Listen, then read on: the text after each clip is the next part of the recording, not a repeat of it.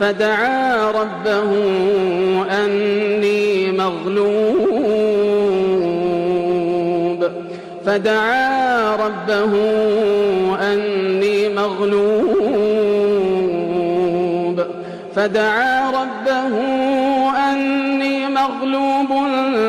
فانتصر ففتحنا